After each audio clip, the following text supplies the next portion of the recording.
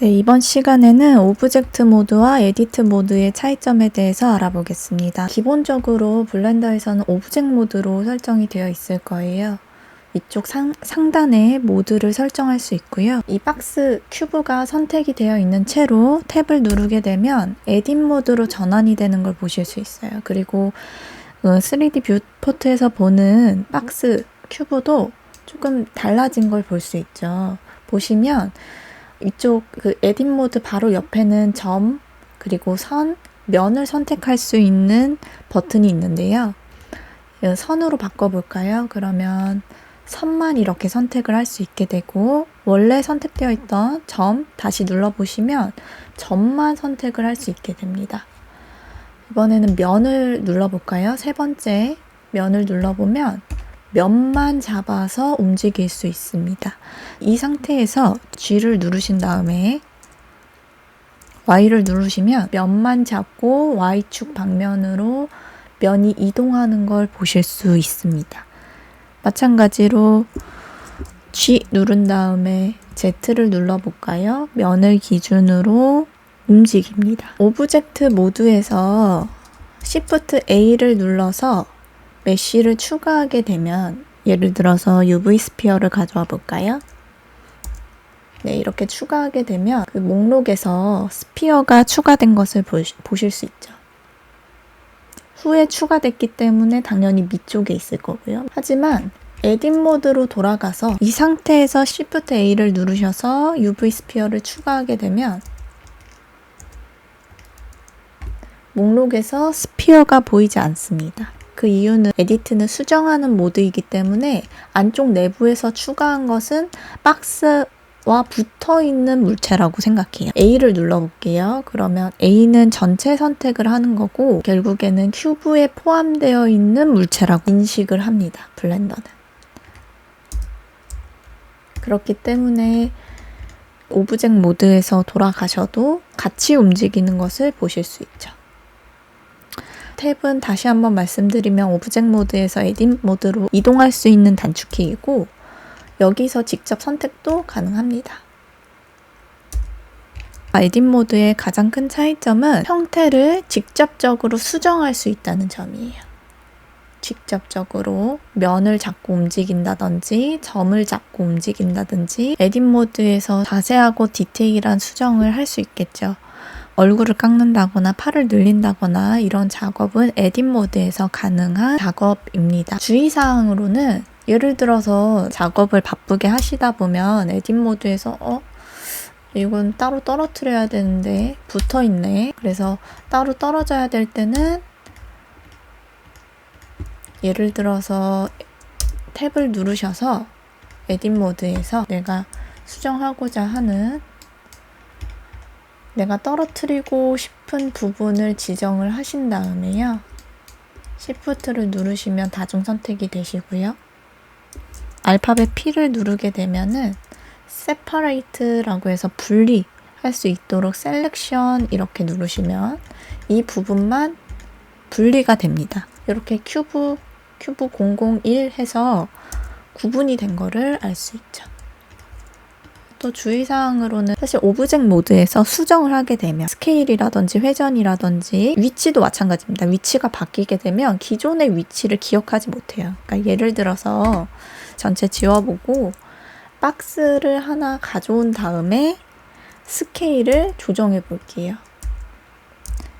X축으로 그리고 Z축으로 납작한 박스를 하나 만든 다음에 제가 에딧 모드로 가서 수정을 한번 해보겠습니다.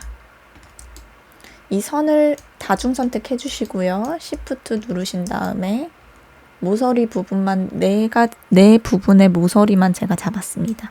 그 다음에 컨트롤 B 베벨을 주는 효과거든요. 마우스로 움직인 다음에 휠을 한번 올려볼게요. 그러면 이렇게 면이 쪼개지면서 모서리 부분이 둥그러지는 것을 볼 수 있겠죠. 둥글게 만들어서 위를 봤더니 어떻게 되어 있죠? 여기는 많이 깎였는데 여기는 적게 깎였죠. 그 이유는 원래 비율을 기억하지 못하기 때문입니다. 그러니까 한번 스케일을 변경을 하면 그 상태가 새로운 기본 값으로 인식이 되죠. 그래서 오브젝트 모드는 원래 비율을 따로 기억하지 않습니다. 제가 반대로 Shift A를 눌러서 큐브를 가져온 다음에 에딧 모드에서 A를 누르시고 S, Y, S, X 이렇게 비율을 변경해 볼게요. 그리고 A 눌러서 S, X 방면으로 이렇게 누르신 다음에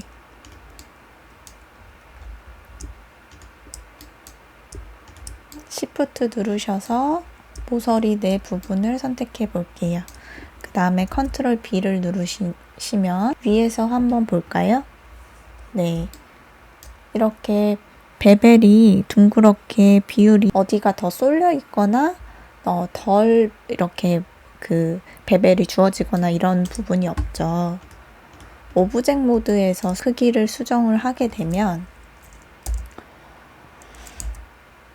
반대로 S 누르셔서 여기서 그 스케일 크기 비율을 조정을 해 볼게요.